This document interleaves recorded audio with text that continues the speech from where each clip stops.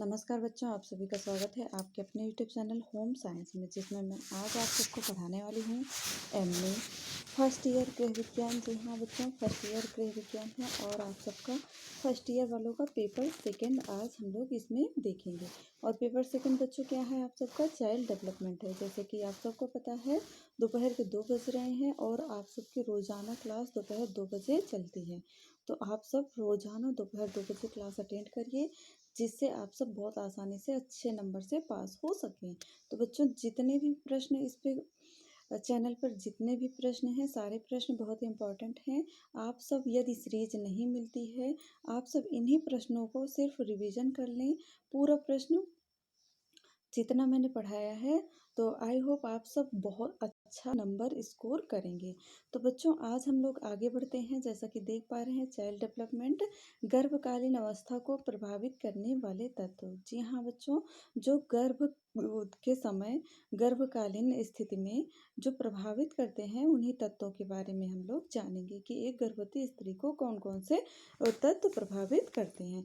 तो बच्चों, अभी तक जिन बच्चों ने चैनल को सब्सक्राइब नहीं किया है, चैनल को सब्सक्राइब कर लें, क्योंकि बाल विकास है, छोटा बच्चा रिक्वेस्ट कर रहा है आप सबसे, देख सकते हैं।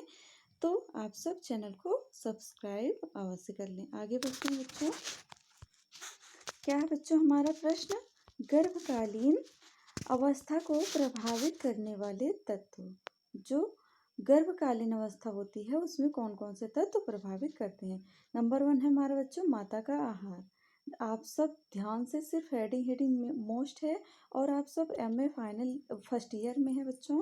तो फर्स्ट ईयर वालों, आप सबको पता होगा, second year BA second year में भी बाल विकास पढ़ा है, तो आप सबको इतना नॉलेज होगा।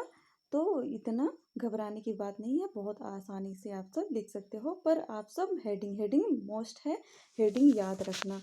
तो इसके अंतर्गत देख लेते हैं क्या है माता के आहार में। जैसे प्राणी जब गर्भाशय में रहता है, तब क्या होता है, वो अपने पोषाहार के लिए माता के ऊपर आश्रित होता है। एक बच्चा जब गर्भाशय में रहता है, तो जैसे उसका विकास होता है, किसके ऊपर निर्भर रहता है? अपनी माता के ऊपर आश्रित रहता है। माता का आहार जब बच्चा पेट में रहे तो बहुत संतुलित होना चाहिए। कहीं जो माताएं हैं, उनके आहार में बहुत संतुलित आहार ही देना चाहिए, पौष्टिक आहार ही देना चाहिए, जिससे क्या हो, माता के गर्भ में जो बच्चा पल रहा है, उसका विकास उचित रूप से हो सके। इनमें क्या होना चाहिए? प्रोटीन, कैल्शियम, कार्बोहाइड्रेट, आयरन, इनकी मात्रा संतुलित रहनी चाहिए। जब भोजन में ये तत्व मौजूद रहते हैं, तो बच्चे को अच्छे ढंग से विकास होना, जब ये सभी तत्व भोजन में मौजूद रहेंगे, तो बच्चे का अच्छे ढंग से विकास हो सकेगा और उसका वजन, शारीरिक शक्ति एवं हड्डियों का समुचित विकास होगा। आप सबको पता है हड्डियों के लिए कैल्शियम बहुत ही इम्पोर्टेंट होता है। तो जैसे माँ, हाँ, अगर माँ जो ना सॉरी बच्चों, माँ जो है वो अगर गर्भकालीन अवस्था में कैल्शियम का उपयोग ज़्यादा कर रही हैं, दूध का प्रयोग कर रही हैं, तो उनसे क्या होगा, उन्हें कैल्शियम की प्राप्ति होगी और बच्चे की हड्डियाँ भी मजबूत होंगी। जैसा कि आप सबको पता होगा, गर्भकाल में बच्चे में उतनी हड्डियां तो नहीं होती हैं जो मजबूत हों, पर जैसे ही माँ कैल्शियम का उपयोग ज़्यादा करती हैं, तो उससे आपको पता होगा कैल्शियम की गोली भी मिलती है, आयरन की गोली, कैल्शियम की गोली गर्भवती महिलाओं को। तो यह सब किसके लिए? बच्चे के विकास के लिए होता है। तो आई होप आप समझ गए होंगे। आगे बढ़ते हैं। जैसा कि विटामिन की कमी से, आप सब इतना विस्तार से लिख लेना, थोड़ा बढ़ा चढ़ा के भी लिख सकते हो। आपको पता है आहार से क्या होगा, संतुलित आहार लेंगी माताएं तो बच्चे का विकास कैसे होगा। अब इसके बारे में जो मोस्ट है, जैसे कि विटामिन ए की कमी से आंखें कमज़ोर होती हैं, तो आप यदि गर्भवती महिला अगर विटामिन ए की कमी करेगी, तो उसके बच्चे की आंखें कमज़ोर हो सकती हैं, तो इसलिए विटामिन ए देना चाहिए। विटामिन डी की कमी के कारण दांत एवं हड्डियों में विकृति उत्पन्न हो जाती है। तो जैसा कि बच्चे, कभी कभी बच्चे विकलांग होते हैं, जब जन्म लेते हैं तभी से विकलांग होते हैं, तो ये सब किसकी कमी से होता है? विटामिन डी की कमी से होता है, जो हड्डियों को विकृत कर देता है। यदि शिशु को विटामिन रहित असंतुलित आहार प्राप्त होता रहता है, तो मानसिक दुर्बलता भी हो सकती है। जब बच्चा जन्म लेगा, तो उसका मानसिक भी नहीं ठीक रहेगा, वो फिजिकली भी नहीं ठीक रहेगा, तो ये भी हो सकता है। इसलिए गर्भवती महिला को विटामिन रहित भोजन ग्रहण करना चाहिए। विटामिन के अभाव में गर्भपात एवं अपरिपक्व जन्म की संभावना अधिक रहती है। अगर महिलाओं को विटामिन की कमी है तो इससे गर्भपात भी होने की संभावना होती है। नेक्स्ट है, गर्भावस्था में प्रोटीन, विटामिन एवं अन्य तत्वों के अभाव के कारण अपरिपक्व जन्म, गर्भपात तत्पर एवं निष्क्रिय जन्म की घटनाओं में वृद्धि होती है। जब गर्भावस्था में प्रोटीन, ये विटामिन सभी तत्व अपरिपक्व होंगे तो गर्भपात जो होता है, वो गर्भपात पे एक वीडियो बनाया था मैंने, वो वीडियो आप सब देख लेना जिन बच्चों ने नहीं देखा है। अगर आप सर्च करेंगे होम साइंस बाय निधि शर्मा गर्भपात MA फर्स्ट ईयर, ऐसे भी करेंगे MA फर्स्ट ईयर गर्भपात, तो आप सबको तुरंत ही वो वीडियो मिल जाएगा। निष्क्रिय जन्म की घटनाओं में वृद्धि होती है। जो गर्भपात होता है उससे बचे रहेंगे अगर प्रोटीन, विटामिन इन सभी का उपयुक्त मात्रा में प्रयोग करेंगे। जबकि संतुलित एवं तत्व रहित पोषाहार मिलने पर ये घटनाएं नहीं घटती हैं और प्राणी का विकास संतुलित ढंग से होता है। ऐसा ही एवेल्स ने कनाडा की गर्भवती महिलाओं का अध्ययन करके परिणाम प्राप्त किया। जो हमारे महान मनोवैज्ञानिक थे एवेल्स, उन्होंने ये कनाडा पर रिसर्च किया था गर्भवती महिलाओं पे। नेक्स्ट हमारा माता की बीमारी। जी हाँ बच्चों, गर्भकालीन अवस्था में माता के स्वास्थ्य का बच्चे के विकास पे गहरा संबंध होता है, क्योंकि यदि माता को डायबिटीज़ है, शुगर है, तो बच्चे को भी हो सकती है। टीबी है तो बच्चे को भी हो सकती है। जेनेटिक असर होता है। यदि माता ऐसा भी है बच्चों, इस समय यदि माता गर्भवती है तो उसका उचित इलाज करवाएं और समय पर दवाओं का प्रयोग करें जिससे बच्चे के, और जांच होती है, आई होप, मुझे याद नहीं आ रहा कौन सी जांच होती है, जल्दी बता देंगे आपको कमेंट में। एक जांच होती है जिसके द्वारा बच्चे में यदि ऐसे बीमारियों का संक्रमण फैल रहा है गर्भ में, तो उसका गर्भ में ही इलाज हो जाता है। जैसे कि इसमें बताया गया है, टीबी, सिफिलिस, गोनोरिया इत्यादि ऐसी खतरनाक बीमारियां हैं कि इसका प्रभाव बालक पर पड़ता है। जो बालक जन्म से पहले ही गर्भकाल में ही इसका प्रभाव पड़ जाता है। सिफिलिस में जन्म लेने वाले बालकों में जन्म लेने के तत्काल बाद मरने की संभावना अधिक रहती है। यदि किसी बच्चे को सिफिलिस हो जाता है तो वो जैसे जन्म लेगा उसे मरने की संभावना भी होगी, मृत्यु की संभावना होगी। और मलेरिया में बच्चों के कान पर भी बुरा प्रभाव पड़ता है। यदि माता को मलेरिया हुआ है तो बच्चा कान से विकलांग भी हो सकता है, उसे बहरेपन का शिकार भी हो सकता है गर्भ में, और जन्म लेगा तो ये माता के लिए भी बहुत हानिकारक होगा और परिवार के लिए भी हानिकारक होगा कि यदि बच्चा कोई जन्म ले रहा है उस पर कोई विकृति है तो। नेक्स्ट है माता की संवेगात्मक अनुभूतियाँ। जी हाँ बच्चों, ऐसा समझा जाता है कि गर्भकाल में माताओं की अनुभूतियों का बच्चे के विकास से गहरा संबंध होता है। अगर माता की अनुभूतियाँ एंडोक्राइन, क्या होता है, जब माता की अनुभूतियाँ एंडोक्राइन होंगी तो एंडोक्राइन ग्रंथियों के स्राव को प्रभावित करेंगी और फिर उसके बाद बच्चों इस ग्रंथि को कम एवं अधिक क्रियाशील बच्चे के अंदर दोष उत्पन्न कर देता है। ये ग्रंथियां जो बच्चे होते हैं उनमें दोष उत्पन्न कर देता है और कष्टदायक अनुभूतियों के कारण बाद में बच्चे के जीवन में अस्थिरता, अति सक्रियता एवं बेचैनी उत्पन्न कर देती है। ये अस्थिरता और अति सक्रियता, ये बेचैनी, ये सब पागलपन में भी होता है बच्चों। ये बच्चे को ऐसी स्थिति में ला खड़ा कर देती है अगर गर्भकाल में ये सभी सावधानियां न बरती जाएं। गर्भकाल की दशा में वो जो औरतें सुख शांति प्रसन्नचित रहती हैं। आप सब यदि कोई गांव से बिलोंग करते हैं या आप सबकी दादी होंगी, आप सबके किसी के यहाँ कोई यदि गर्भवती महिला है तो देखिए कि हमेशा उन्हें बोला जाता है कि आप हंसते रहो, बोलते रहो, जिससे क्या होगा, बच्चा भी खिला खिला हंसता, उसका प्रभाव बच्चे पर पड़ेगा और बच्चा जन्म लेगा तो वैसा ही बच्चा भी होगा। तो ये सब क्या है, ये सब रिसर्च से भी पता चला है कि जैसे ही माता का संवेगात्मक विकास होगा, सॉरी बच्चों, जैसे माता का संवेग रहेगा वैसे ही बच्चे का संवेग भी होगा। प्रसन्नचित्त और स्वस्थ एवं सक्रिय देखे जाते हैं। इस औरत में जो कार्य करती हैं उनका भी प्रभाव बच्चों पर पड़ता है। गर्भकाल में अभिमन्यु, जी हाँ बच्चों, उदाहरण के तौर पर देख लीजिए, जब सुभद्रा जी थी, जो महाभारत है उसमें अर्जुन के पुत्र अभिमन्यु ने जब गर्भकाल में ही चक्रव्यूह की जो क्या था, उन्होंने क्या किया था, सॉरी बच्चों याद नहीं आ रहा है, जो अभिमन्यु चक्रव्यूह में फंसे थे उस समय वो निकलने का अभ्यास नहीं कर पाए थे, जो गर्भकाल में उन्होंने सीखा था, पर निकलने की प्रक्रिया नहीं सीखी थी, जिसके कारण वो फंस गए और चक्रव्यूह में फंस गए थे और उनको मृत्यु प्राप्त हुई थी।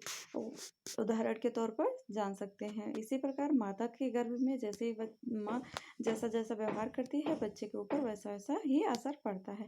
नेक्स्ट है माता पिता की उम्र। जी हाँ बच्चों, ऐसा धारणा है कि जवान परिपक्व माता पिता की संतानें सक्रिय एवं बुद्धिमान होती हैं।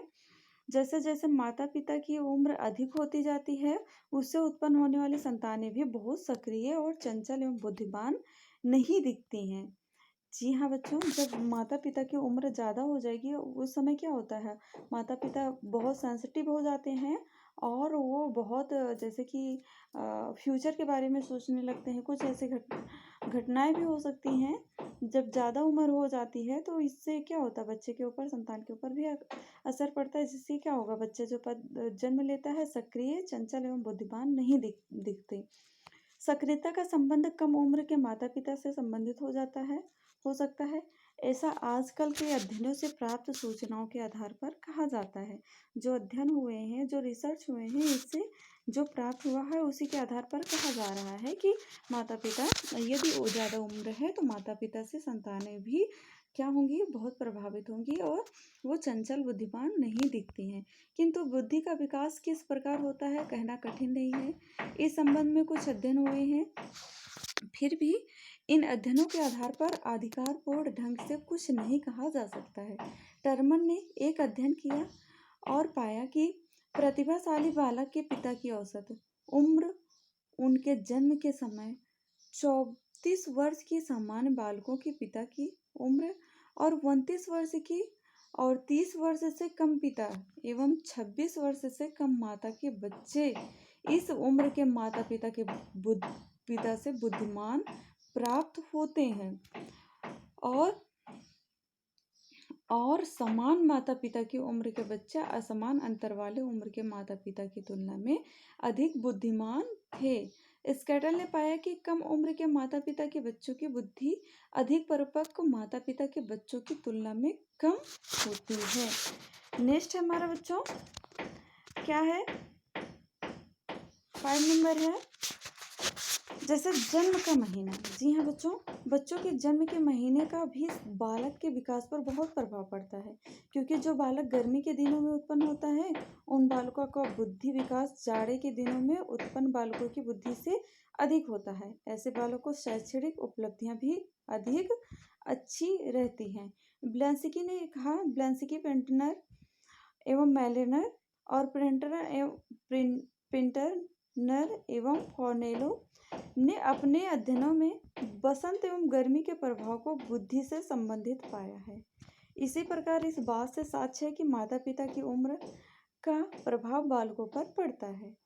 देखा जाए 6 है हमारा विटामिन की कमी, जैसे कि विटामिन सी है और B6 है, B12 है और D1, E और A के का प्रभाव बालक के विकास से संबंधित होता है, क्योंकि इसका समान मात्रा में प्राप्त होना आवश्यक है, तभी बालक का समान जो समान रूप से विकास होगा वो हो सकेगा।